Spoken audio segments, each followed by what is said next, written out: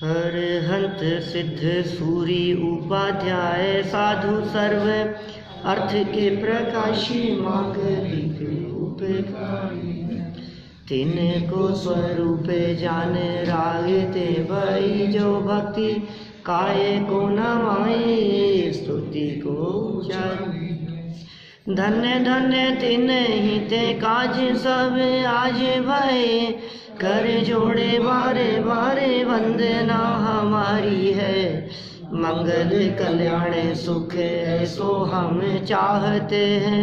ओ मेरी ऐसी दशा जैसी तुम्हेदारी है, ओ मेरी ऐसी दशा जैसी तुम्हेदारी है, ओ मेरी ऐसी दशा जैसी तुम्हेदारी है।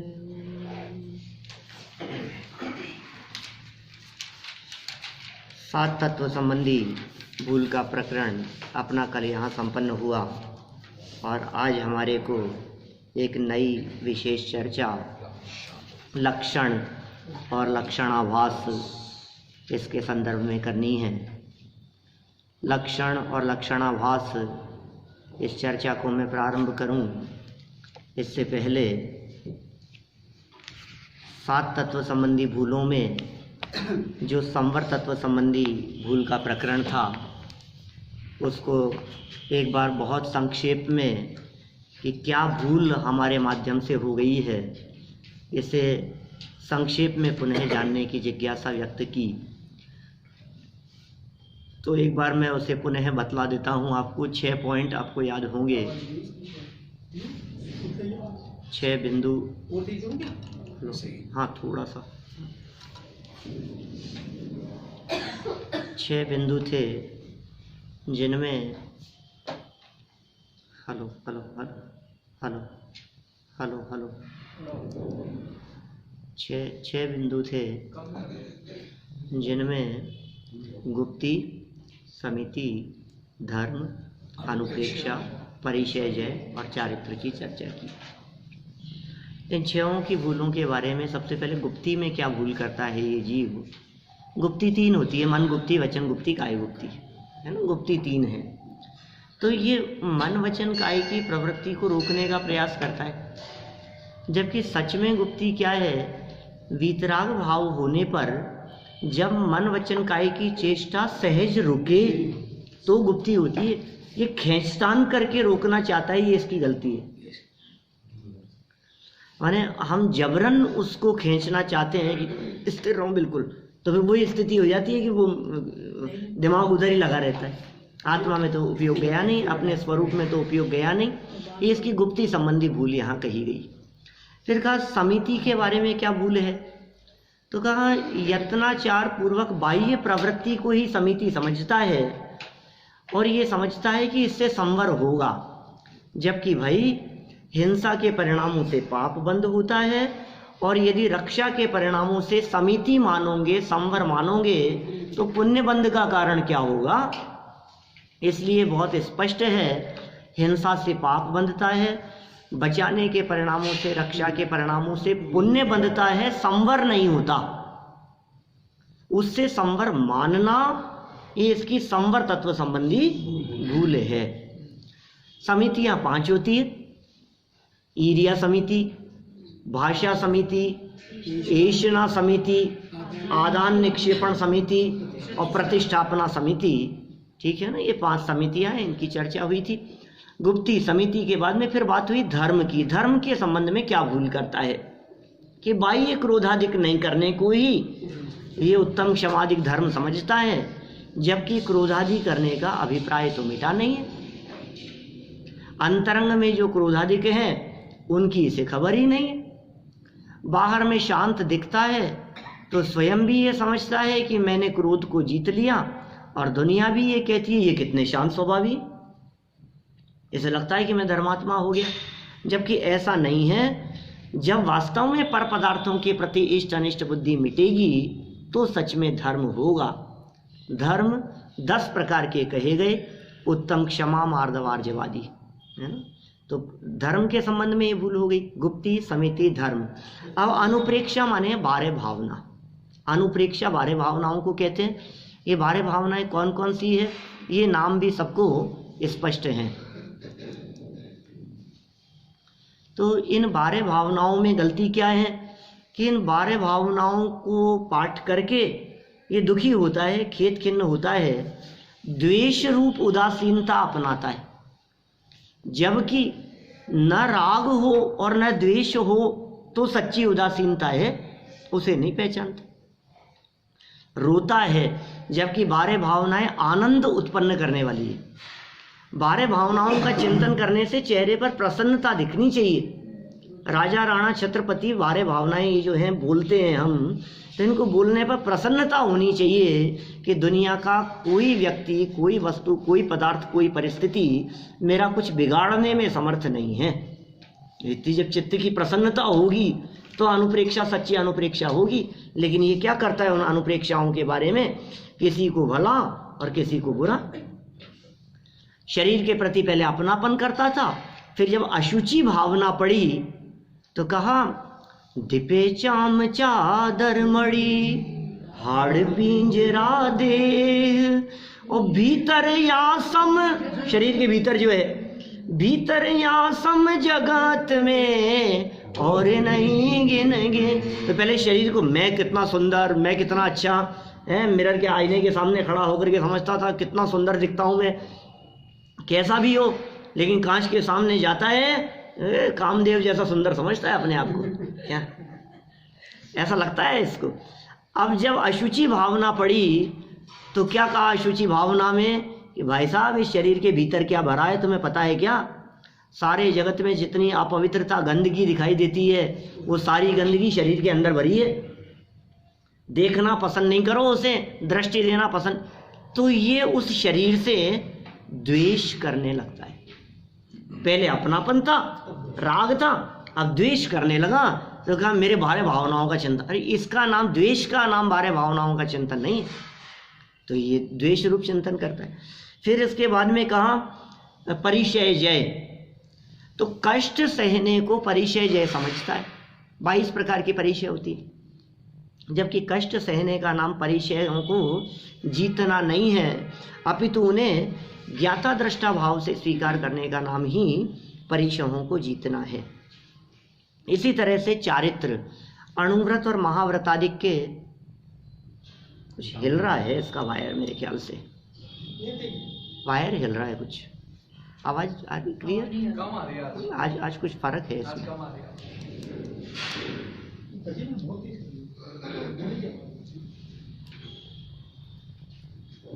अणुव्रत, हाँ, अणुव्रत और महाव्रत आदि का जो पालन करता है उसे समझता है चारित्र, जबकि अणुव्रत और महाव्रत आदि के पालन करने का नाम चारित्र नहीं है।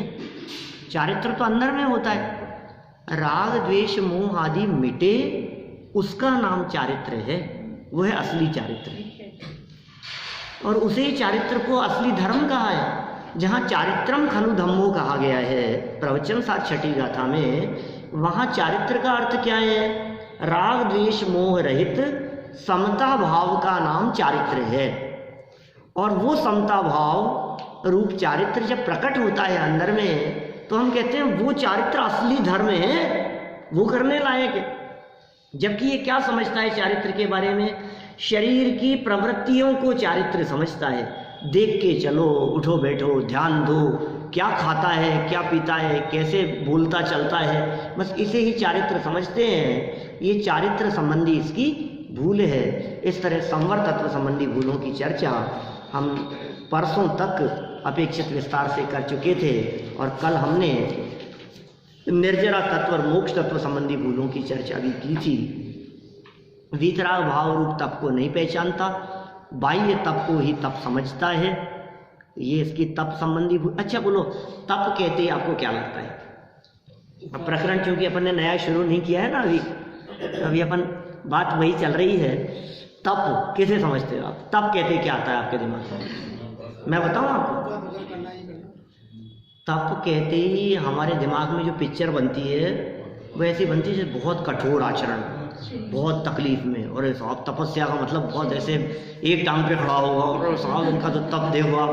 तप माने एक तप शब्द सुनते ही हमारे दिमाग में ऐसी पिक्चर बनी हुई, तप मान तपस्या है साहब, ये तो बहुत कठिन। और तपस्या के पहले कठिन शब्द जोड़ देते, कठिन तपस्या है।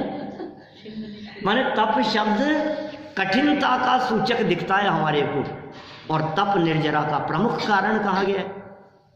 तप सा निर्जरा च, तप से होती है निर्जरा। माने गुप्ती समिति आदि तो निर्जरा के कारण हैं ही, संवर के कारण तो थे ही, निर्जरा के भी कारण है, और तप भी निर्जरा का कारण है। लेकिन कौन सा तप? तप 12 प्रकार के होते हैं, 6 बहिरंग और 6 अंतरंग।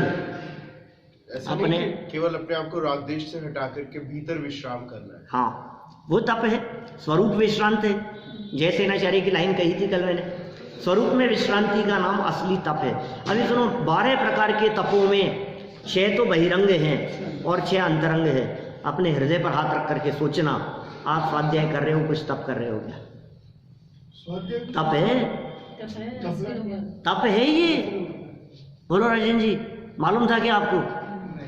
आप रोजाना यहाँ स्वाध्याय में आकर के बैठते हैं, कोई व्यक्ति आपको तपस्वी कहता है या आपको लगता है कि मैंने कुछ तपस्या की है, लेकिन यदि आप सुबह से शाम तक भूखे रहो, वो लगेगा तप है। जबकि वो पहले नंबर का है, ये 10वें नंबर का है। सबसे उत्कृष्ट है ये स्वाध्याय। ये स्वाध्याय नाम का तप कितना बड़ा तप है, आपको इसका अंदाजा नहीं है। क्योंकि स्वाध्याय नाम के तप में इच्छाओं का निरोध है। इस स्वाध्याय नाम के तप में आपको ऐसा नहीं लगता कि मैं स्वाध्याय कर रहा हूं तो यार मेरा बिजनेस बढ़ेगा, इसलिए तो कोई नहीं आता है, लगता भी नहीं। इससे क्या होगा? तो सहज ज्ञान की आराधना के लिए है ना, अनशन, उनोदर, वृत्ति परिसंख्यान, रस परित्याग, विविक्त शय्यासन और काय क्लेश, ये 6 बहिरंग तप है। पहले किए शायद अपन ने किसी प्रकरण में चर्चा, नहीं, ये जो बाल बुद्ध की जो ये सीरीज चल रही थी इसमें कहीं, इसमें नहीं कहीं भी चर्चा अपन ने। चलो कोई बात नहीं, बहुत शॉर्ट में बतलाता हूँ। 6 हो गई ये। नाम पता है? अनशन माने भूखे रहना, उनोदर एक टाइम, एकासन उधर से कम, भूख से कम, ठीक है ना। ये इसको बड़ा तप का, क्योंकि इच्छा का निरोध इसमें ज्यादा है। कल मैंने इस पॉइंट को छेड़ा था, नए एग्जाम्पल से बतलाता हूं उसको। देखो, बहुत अच्छी मूवी आई और आपने देखी नहीं देखी तो नहीं देखी, कोई बात नहीं, लेकिन देखना शुरू कर दिया और बीच में किसी ऐसे मोड़ पर आकर के और लाइट चली गई, क्या अब यार क्या हुआ होगा? आप समझ रहे? माने आपने उसे देखना शुरू ही नहीं किया तो कोई दिक्कत नहीं है। कितने सीरियल आते हैं टीवी की स्क्रीन पर, आप नहीं देखते तो नहीं देखते, लेकिन जिस सीरियल को आपने देखना शुरू कर दिया, अब पीछे छुड़ा के देखो उससे। ये क्या हुआ? आप नहीं देखते थे तब तक कुछ नहीं है, तब तक तो अनशन था, तब तक तो अनशन था और देखना शुरू करने के बाद में छोड़ दिया, ये उनोदर है। थाली पर बैठ करके भी भूखे उठे, ये उनोदर है। इसलिए ये बड़ा तप है, अनशन, उनोदर। अभी उनोदर के बाद भी बड़ा क्या चीज है? वृत्ति परिसंख्यान। देखो, चल सकेगा तो भोजन ही नहीं करेंगे, अनशन। नहीं चल सक रहा है तो भोजन करेंगे, लेकिन भूख से कम। लेकिन वो भी कब? जब वृत्ति परिसंख्यान, अपनी प्रतिज्ञा मिलेगी, अटपटी प्रतिज्ञा लेकर के निकले, वो जब विधि मिलेगी तो भोजन करेंगे, नहीं तो उनोदर भी नहीं। और ज्यादा कसावट आ गई ना उसमें, खींच दिया ना उस चीज को और ज्यादा। ये कहलाता है वृत्ति परिसंख्यान। वृत्ति परिसंख्यान माने आहार के लिए अलग अलग तरह की प्रतिज्ञाएं लेकर के निकलना। फिर रस परित्याग, अब ये विधि भी मिल गई, चल सकता तो भोजन नहीं किया, अनशन, भोजन के लिए निकले, निकलने पर भूख से कम खाएंगे, लेकिन भूख से कम भी तब खाएंगे जब विधि मिलेगी। और विधि मिलने पर भूख से कम तो खाएंगे ही, लेकिन रस परित्याग, अब उसमें भी आज मीठा नहीं लेंगे, नीरस करके खाएंगे। नमक नहीं खाएंगे। तो ये इच्छाओं का निरोध उत्तर उत्तर बढ़ता जा रहा है ना। रस परित्याग चौथे नंबर का तप। पांचवा विविक्त शय्यासन, एक ही करवट से सोते हैं। विविक्त शय्यासन, भूमि पर, जमीन पर एक ही करवट से सोना। और फिर काय क्लेश, शारीरिक कष्ट आदि की बात।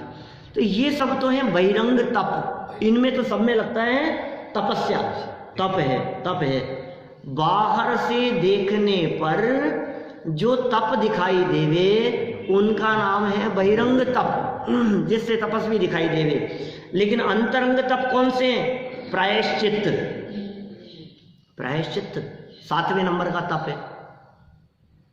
लगता है हृदय में अपने दोषों के प्रति जो प्रायश्चित्त लेने का भाव है, अंतरंग परिणाम, वो तप है, वो तपस्या है, वो निर्जरा का हेतु है, वो अंतरंग तप है। प्रायश्चित्त, विनय, वैयावृत्य, फिर स्वाध्याय, व्युत्सर्ग और ध्यान, ये सब तप हैं। अनशन पहला तप, स्वाध्याय 10वां और ध्यान 12वां। और ये सभी तप पहले की तुलना में दूसरा ज़्यादा बड़ा है, दूसरे की तुलना में तीसरा, उसकी तुलना में चौथा, 5वां, सब बढ़ते बढ़ते हैं। तो अनशन माने उपवास करने की तुलना में स्वाध्याय करना ये कितना बड़ा तप होगा, 10 गुना ज्यादा। कितने गुना ज़्यादा हो गया। 10 गुना तो क्या कहें अपन, लेकिन वो जो भी है कई गुना ज़्यादा बड़ा तप है। ठीक है ना। इसका मतलब उपवास करने से होने वाली निर्जरा की तुलना में स्वाध्याय से होने वाली निर्जरा बहुत ज़्यादा है, क्योंकि वो बहुत बड़ा तप है। भरोसा नहीं है इन बातों पर तो 12वें नंबर के तप को देखो, ध्यान। अनशन माने भूखे रहना, 6-6 महीने तक, साल भर तक भोजन न करे, बोलो मोक्ष की गारंटी नहीं है क्या? केवल ज्ञान की गारंटी नहीं है। 6-6 महीने तक यदि भूखे रहे तो भी। नकली उपवास की बात नहीं कर रहा हूं, असली उपवास। असली उपवास किनके? असली में कौन? ऋषि आदिनाथ भगवान जैसों के, आदिनाथ मुनिराज जैसों के। ऋषभ मुनिराज 6-6 महीने तक उठे नहीं, केवल ज्ञान नहीं हुआ। 12 महीनों तक आहार नहीं मिला, 13 महीनों तक। 6 महीने उठे नहीं, 7 महीने कुछ दिन तक विधि नहीं मिली, 7 महीने 8 दिन, तो 13 महीने 8 दिन कुल। इतने लंबे समय तक उपवासे रहे, फिर भी केवल ज्ञान नहीं हो गया, भगवान नहीं बन गए, मुनि अवस्था में ही रहे। 1000 वर्ष लग गए उनको केवल ज्ञान लेने में। लेकिन क्यों? क्योंकि कौन सा तप था?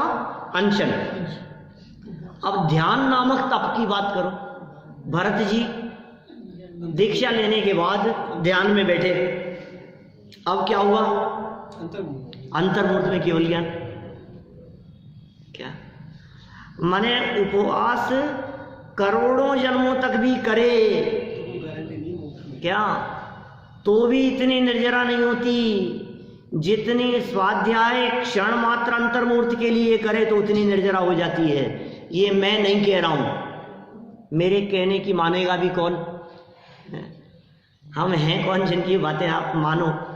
लेकिन भाई ये बातें तो आचार्यों ने कही है, ये बातें तो शास्त्रों में कही है, ये बातें तो वीतरागी संतों ने कही है, ये तो पूर्ववर्ती विद्वानों ने कही है। क्या कही है? कोटि जन्म तप तपे ज्ञान बिन कर्म झरे जे। कितना सरल है। कोटि जन्म तप तपे, कैसे? ज्ञान बिन, ज्ञान नहीं है और तप कर रहा है। अभी किया, एक बार किया, मर गया, दूसरा जन्म लिया, फिर तप करने लगा, फिर मर गया, फिर तीसरा जन्म लिया, फिर तप करने लगा। 1-2 नहीं, करोड़ों जन्मों तक करे। कोटि जन्म तप तपे ज्ञान बिन कर्म झरे जे। जितने कर्म झड़ते हैं, करोड़ों जन्मों तक तपस्या करके भी जितने कर्म झड़ेंगे उनका एक ग्रुप बना लोगे, इतने झड़ गए।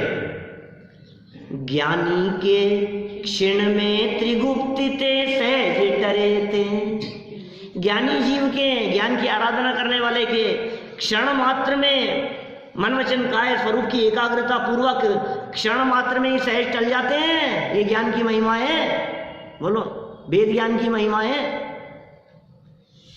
कोटि जन्म तप तपे ज्ञान बिन कर्म जरे जे, ज्ञानी के क्षण में त्रिगुप्ति ते सहज टरे ते, मुनिव्रत धार अनंत बार गृह व्यक उपजायो, मैं निज आत्म ज्ञान में ना सुख लेश न पायो। 200 साल पहले लिखी पंक्तियां हैं, छह डाला की लाइन है। बोलो, करोड़ों जन्मों तक, बोले कौन सा तप, क्या प्रॉब्लम क्या हो गई? प्रॉब्लम ये हो गई कि तूने तप को समझा नहीं। ये तप संबंधी भूल, ये निर्जरा तत्व संबंधी भूल, ये इन्होंने यहां बतलाई। शुद्ध भाव का पता ही नहीं है, जो कि निर्जरा का असली कारण है। असली कारण नकली कारण को पहचान ही नहीं पा रहा है। असली कारण क्या है? बोलो, निर्जरा का असली कारण तो शुद्ध भाव है। असली कारण तो इच्छा निरोध तप है, तपसा निर्जरा चे, दोनों सूत्रों को जोड़ दिया ना, इच्छा निरोध तप है और तपसा निर्जर, इच्छा निरोध तप है धवला में लिखा वीरसेन स्वामी ने, और तपसा निर्जरा चे ये तत्वार सूत्र में लिखा उमा स्वामी आचार्य ने। तो इच्छाओं को रोकने का नाम तप है और उस तप से होती है निर्जरा। लेकिन ये समझा ही नहीं कि असली तप क्या है। शुद्ध भाव को तो पहचाना नहीं और बाह्य प्रवृत्ति को निर्जरा का कारण समझ करके प्रवृत्ति में उलझा रहा, तो ये फंसा है। क्या करें? इस तरह ये इसकी निर्जरा तत्व संबंधी भूल संबंधी 2 पॉइंट यहाँ दिए थे, जिनकी चर्चा कल अपन ने अपेक्षित विस्तार से की थी। फिर मोक्ष तत्व संबंधी भी भूल बतलाई। स्वर्ग और मोक्ष इनको एक मानता है,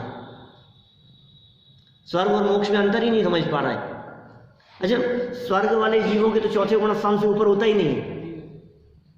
स्वर्ग वाले जीव तो त्याग ही नहीं कर सकते, स्वर्ग वाले जीव तो मुनिव्रत अंगीकार नहीं कर सकते, संयमी नहीं हो सकते। और मोक्ष पूर्ण मुक्त अवस्था है। स्वर्ग इंद्रिय जन्य सुख है, मुक्ति में अतीन्द्रिय आनंद है। नहीं पहचान पा रहा है और दोनों को एक समझ रहा है और दोनों के कारण को भी एक मान रहा है। ये इस जीव की मोक्ष तत्व के संबंध में भूल है। बोलो, ये सारी गड़बड़ी क्यों हो रही है? इसलिए हो रही है कि हमने इन 7 तत्वों के स्वरूप को नहीं पहचाना, और 7 तत्वों के स्वरूप को नहीं पहचानना, उसके पीछे कारण क्या है कि हमने उन तत्वों के लक्षणों को नहीं पहचाना। इसलिए आगे पाठ दिया है लक्षण और लक्षणाभास। क्या आप लक्षण से पहचानो। अच्छा, जीव अजीव तत्व संबंधी भूल क्यों है बताओ? ये 7 तत्व संबंधी भूल अनंत संसार का कारण है ना। इसको संसार का, क्योंकि मोक्ष मार्ग तत्वार्थ श्रद्धान को कहा। मोक्ष मार्ग किसका नाम है? सम्यक दर्शन ज्ञान चारित्राणी मोक्ष मार्ग है। सम्यक दर्शन, सम्यक ज्ञान और सम्यक चारित्र, इनकी एकता मोक्ष मार्ग है। तो अभी सम्यक दर्शन क्या था? बोले तत्वार्थ श्रद्धानम सम्यक दर्शनम, माने तत्वार्थ का श्रद्धान सम्यक दर्शन है, उससे मोक्ष मार्ग शुरू होता है। तो तत्व को पहचानो। बोले जीव तत्व क्या है, अजीव तत्व क्या है, ये कैसे पहचानूं साहब? ये जो दिख रहा है ये जीव तत्व ही तो है कि नहीं? लक्षण से पहचानो तो समझ में आएगी जीव तत्व क्या है और अजीव तत्व क्या है। बिना लक्षण के आप पहचान ही नहीं। जीव को अजीव समझ रहा है, अजीव को जीव समझ रहा है, लक्षण में गड़बड़ी हो गई तो प्रॉब्लम हो जाएगी। कुछ का कुछ मान लेता है, कुछ का कुछ समझ लिया। क्यों समझ लिया? देखो, ये जो होती है ना काली मिर्च और पपीते के बीज, क्या एक जैसे दिखते हैं? एक जैसे दिखते हैं। तो आप यदि पपीते के बीज कहीं रखे हुए हो तो आप उनको काली मिर्च की जैसे यूज में ले लेंगे? नहीं लेंगे। क्यों नहीं लेंगे? क्योंकि आप काली मिर्च के लक्षण जानते हैं और आप ये पहचानते हैं नहीं नहीं यार फर्क है, ये नहीं है काली मिर्च, उसमें मिक्स हो। अच्छा, ये जो है ना, आप किसी भी चीज को छानते हैं, बीनते हैं, उसमें से कुछ निकालते हैं, तो कैसे करते हैं? उसके पीछे क्या काम करता है? लक्षण क्या? स्टोन्स है ना, सोना चांदी, कैसे पहचानते हैं आप? फिर इतनी खोट है इसमें, ये कैसे पहचाना आपने? खोट को भी जानेंगे, झूठ को जानेंगे, असली को भी जानेंगे। आपने ये डायमंड है और ये कांच का टुकड़ा है, ये कैसे पहचाना? लक्षण। माने लक्षण कितनी इंपॉर्टेंट चीज है, सोचो आप। अब लक्षण का लक्षण पहचानना है, अभी तो चक्कर क्या है यहाँ। लक्षण क्या चीज है, लक्षण किसे कहते हैं? लक्षण की उपयोगिता तो बहुत जरूरी है, क्योंकि जीव को पुद्गल समझ लिया, पुद्गल को जीव समझ लिया। ये जीव अजीव तत्व संबंधी भूल अनादिकाल से चली आ रही है। लक्षण देखो, सुख का लक्षण क्या है, जीव का लक्षण क्या है, आश्रव का लक्षण क्या है? आकुलता, ये आश्रव का लक्षण है, पता है आपको? आकुलता आश्रव का लक्षण है। आश्रव दुख कारे घने रे, बुद्धिवंत तिन्हे निर्वेरे। सातों तत्वों के लक्षण बनाओ। अभी मुझे मालूम है आप लोगों ने ना लक्षण पढ़े ना लक्षणाभास पढ़े, ये तो अभी अपन ने शुरू ही नहीं किया पाठ। अभी तो अपन 7 तत्व संबंधी बात कर रहे हैं ना, तो सातों तत्वों में ही लक्षण लगाओ। लक्षण क्या होता है? पहचान का चिन्ह। क्योंकि सातों तत्वों को यदि आप लक्षण से पहचानेंगे तो 7 तत्वों में भूल नहीं होगी। भूल कैसे हो गई? आपने लक्षण से नहीं पहचाना, इसलिए भूल हो गई। आश्रव को संवर क्यों समझ लिया, संवर को आश्रव क्यों समझ लिया, बंध को निर्जरा क्यों समझ लिया? क्योंकि बंध के लक्षण को नहीं पहचाना। बंधन को मुक्ति क्यों मान लिया? क्या बंधन को मुक्ति क्यों मान लिया? मैं मोक्ष तत्व के संबंध में भूल बतलाता हूं बहुत बड़ी। जब कोई व्यक्ति ये कहता है अरे साहब बस इनका आशीर्वाद मिल जाए तो हमें भी मुक्ति मिल जाएगी, क्या मोक्ष है ना? मोक्ष कैसे मिलेगा? इनकी कृपा दृष्टि हो जाए तो बस मोक्ष मिल जाए। तुम जानते हो मोक्ष किसे कहते हैं? मोक्ष तो बस मुक्ति है। तो मुक्ति माने क्या होता है? स्वाधीनता। मुक्ति माने स्वतंत्रता। जहां 100% पराधीनता का अभाव हो उसका नाम मुक्ति है। और तुमने क्या कहा? तो किस मुक्त होना चाह रहे हो कि इनके अधीन होना चाह रहे हो?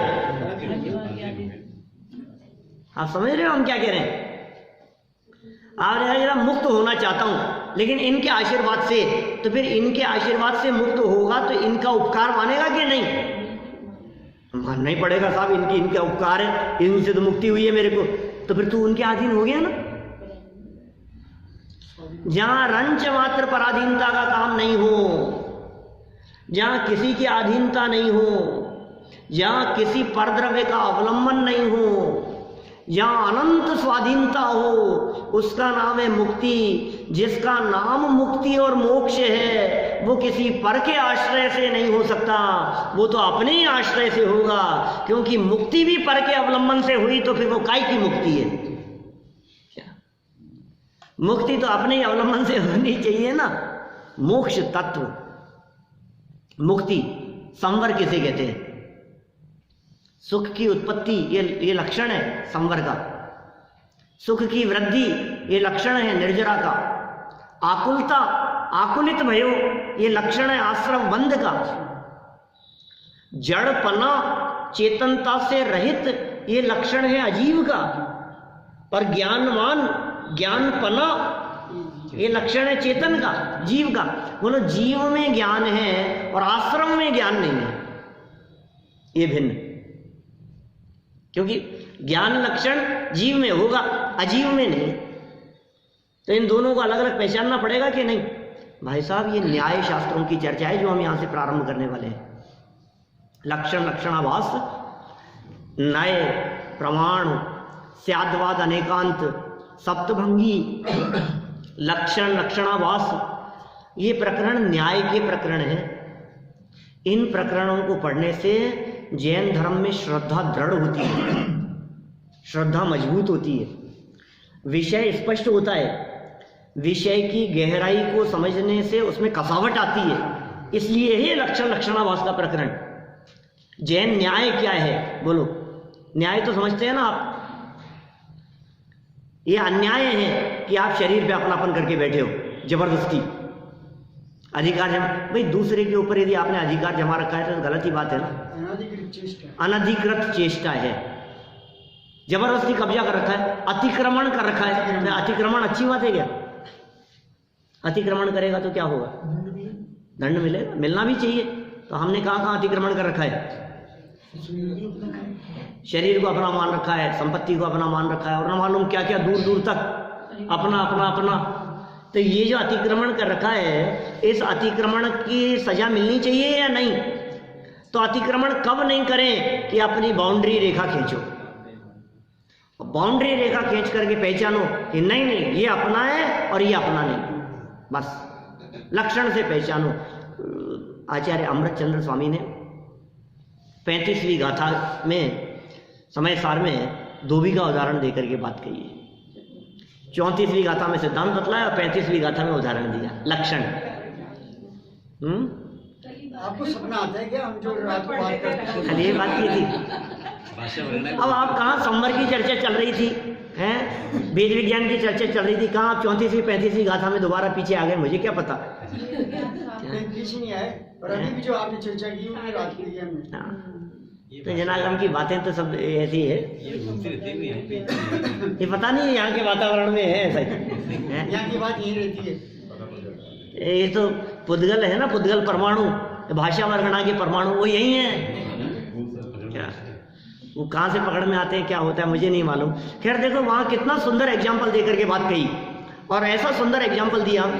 एक व्यक्ति धोबी के यहाँ से चादर धोने के लिए दी थी, वो लेकर के आया और आकर के चादर ओढ़ करके सो रहा था। तो दूसरे व्यक्ति ने आकर के कहा क्या कि भाई, दूसरा व्यक्ति धोबी के पास में पहुंचा कि चादर कहाँ है। धोबी ने कहा कि अरे आपकी ऐसी थी क्या? ये तो उनके यहाँ चली गई। तो उनके यहाँ गया, गेट खटखटाया, तो वो सो रहा था चादर ओढ़ करके कि भैया ये जो चादर तुमने ओढ़ रखी है ना, ये तुम्हारी नहीं है, ये तो इनकी है।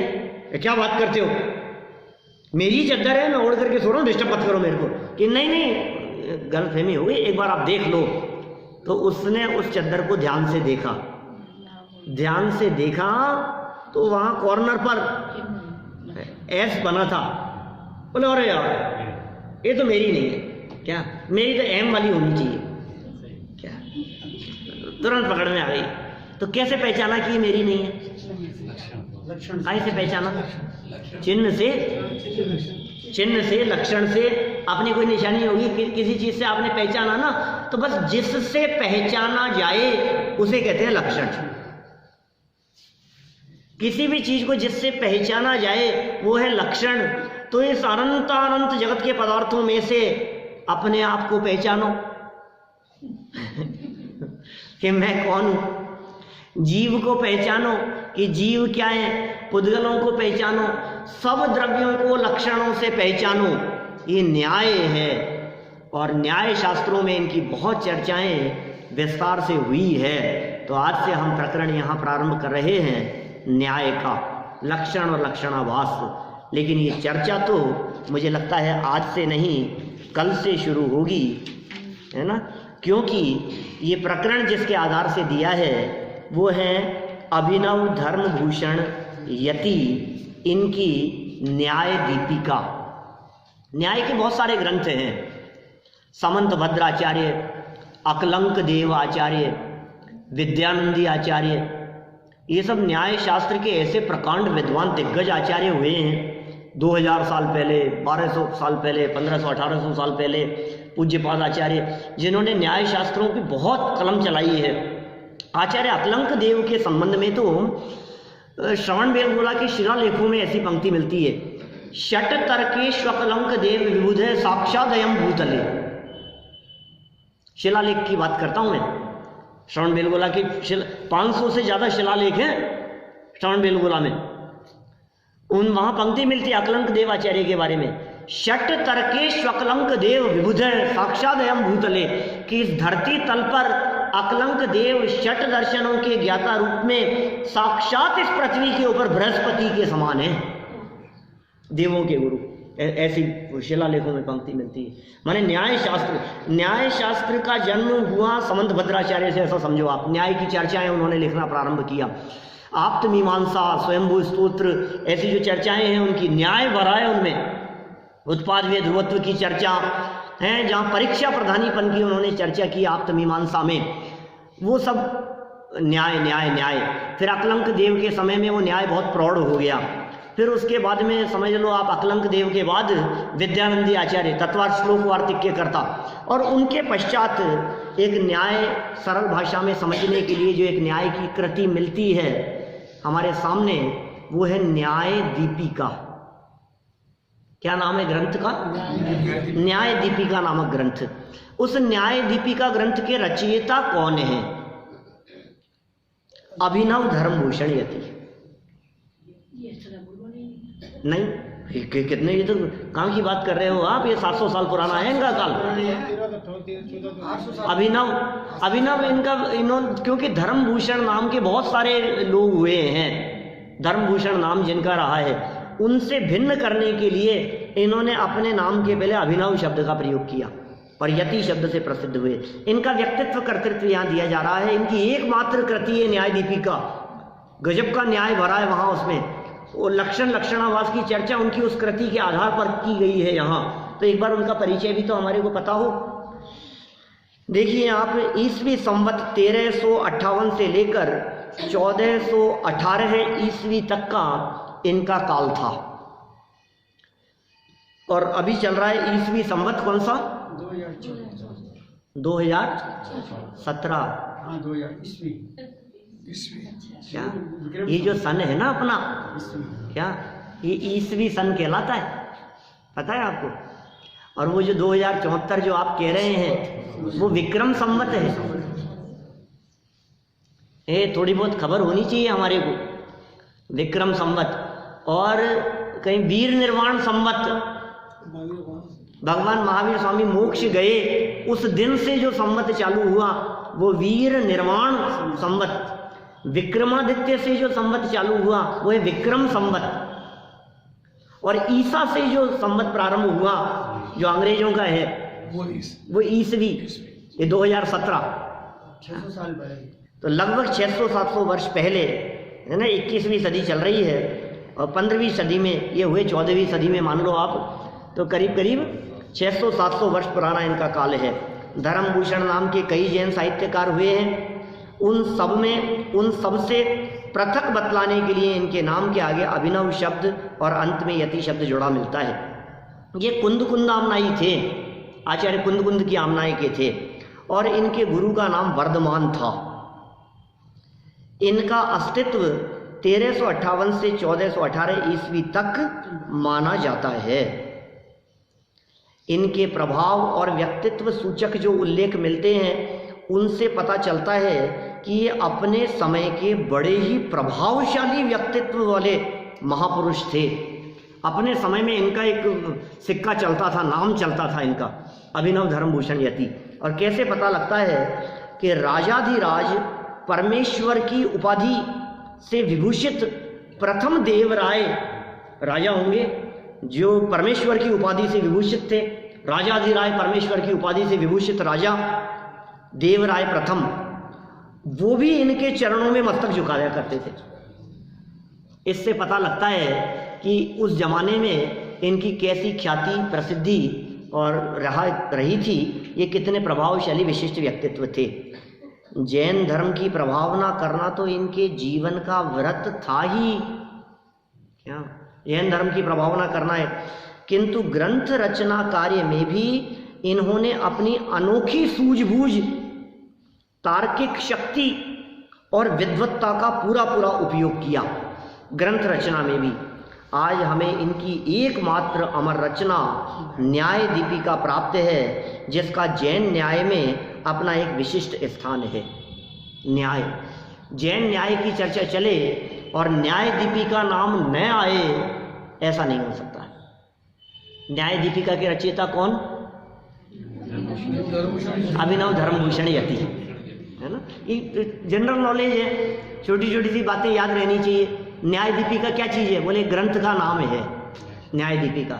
न्याय शास्त्र में माने न्याय को बहुत सरल भाषा में, सुबोध शैली में, बाल बुद्धि जीवों के लिए छोटे छोटे से लोगों के लिए छोटी छोटी सी परिभाषाएं लिख करके समझाने के लिए जन सामान्य न्याय में प्रवेश कर सके, इसके लिए उन्होंने न्याय दीपिका नामक ग्रंथ लिखा। न्याय दीपिका संक्षिप्त किंतु अत्यंत सुविशद एवं महत्वपूर्ण कृति है। इसमें संक्षेप में प्रमाण और न्याय का तर्क संगत वर्णन है। सप्तभंगी का न्याय, प्रमाण, स्याद्वाद, अनेकांत, ये सब न्याय के प्रकरण हैं। यद्यपि न्याय ग्रंथों की भाषा अधिकांशतः दुरूह और गंभीर होती है, बहुत जटिल होती है। न्याय शास्त्रों को समझना आसान नहीं है। पता है, न्याय शास्त्रों में जब आप अष्टसहस्त्री आदि की चर्चा करो, अष्टशती, अष्टसहस्त्री, ऐसे ग्रंथों को जब उठा करके देखते हैं ना अपन, आप्तमीमांसा के ऊपर लिखे गए टीकाएं हैं, ऐसे ऐसे हैं। एक वाक्य प्रारंभ हुआ तो 2-2, 4-4 पेज के बाद में तो वाक्य खत्म होता है, सेंटेंस खत्म होता है, पैराग्राफ नहीं टूटता कहीं। विषय कहाँ से कहाँ विशेषण कहाँ क्या क्या कहना चाहते हैं, आप उन बातों को पढ़ो तो समझ में नहीं आता। मैंने कोई 20-25 साल पहले ग्रंथ पढ़ा था, संशय वदन विदारण नाम का ग्रंथ था, और सुरेंद्र जी थे ना अपने दीवान साहब, तो उन्होंने मेरे को वो ग्रंथ दिया था। और ग्रंथ को जब मैंने पढ़ना प्रारंभ किया तो उसमें 2 महत्वपूर्ण मुद्दों की चर्चा थी, एक तो केवली कमलाहार और एक स्त्री मुक्ति संबंधी प्रकरण। तो आपको जानकर के आश्चर्य होगा, जब मैं उस ग्रंथ को पढ़ रहा था तो पढ़ते पढ़ते करीब 20-25 पेज जब मैंने उसके प्रारंभ से पढ़े तो मेरे को लगा कि ये दिगंबर ग्रंथ है कि श्वेतांबर ग्रंथ है। क्योंकि उस ग्रंथ में शुरू से लेकर के 25 पेज तक, 20-25 पेज तक चर्चा कौन सी थी? स्त्रियों को मुक्ति हो सकती है और केवली भगवान के आहार हो सकता है। यही प्रकरण कंटिन्यू, वही तर्क, वही चर्चाएं, ऐसे ऐसा वर्णन। और फिर 20-25 पेज के बाद में फिर जब वो जितने तर्क दिए थे उन सब तर्कों का एक एक का खंडन करना शुरू किया कि भाई तुम ऐसा कहते हो। तो माने मेरा कहने का मतलब है, न्याय शास्त्रों की भाषा इतनी दुरूह होती है कि यदि बिना समझे उसमें प्रवेश करने का प्रयास करे तो कुछ का कुछ समझ ले। ये कह रहे हैं ऐसी होती है, इतनी गंभीर होती है। किंतु इस ग्रंथ की भाषा सरल एवं सुबोध संस्कृत है। बहुत सरल भाषा में, बहुत सुबोध भाषा में, सबको आसानी से समझ में आ सके, ऐसा ग्रंथ है न्याय दीपिका। हमारे महाविद्यालय में विद्यार्थियों को वरिष्ठ में, माने कनिष्ठ के बाद 12th क्लास में 12वीं कक्षा के विद्यार्थियों को ये न्याय दीपिका कोर्स में पढ़ाई जाती है। कॉलेज के कोर्स में है, संस्कृत कॉलेज के कोर्स में, यूनिवर्सिटियों के कोर्स में ये न्याय दीपिका पढ़ाई जाती है। तो जो भी शास्त्री करते हैं, जो भी विद्वान बनते हैं, उन सबको प्रारंभिक लेवल पर ही, स्टार्टिंग लेवल पर ही ये न्याय दीपिका पढ़ा दी जाती है, जिससे उनका न्याय के विषय को समझने में वो परिपक्वता आए धीरे धीरे। तो उस न्याय दीपिका को आधार बनाकर अपना ये अध्याय लिखा गया है, जिसमें लक्षणों की चर्चा है। लक्षण कितने होते हैं, लक्षण के भेद कितने होते हैं, लक्षण कहते किसे हैं, लक्षण आभास क्या होता है कि जो लक्षण तो नहीं हो, लक्षण के संबंध में भ्रम हो जाए, इत्यादि अनेक प्रकार की बातें इस अध्याय में हमारे को जानने को मिलेगी। और इन लक्षणाभास वाले प्रकरण से हमारे किस प्रयोजन की सिद्धि होती है, कैसे हमारे प्रयोजन की सिद्धि होती है, उस विषय की भी चर्चा हम अपेक्षित विस्तार से करेंगे।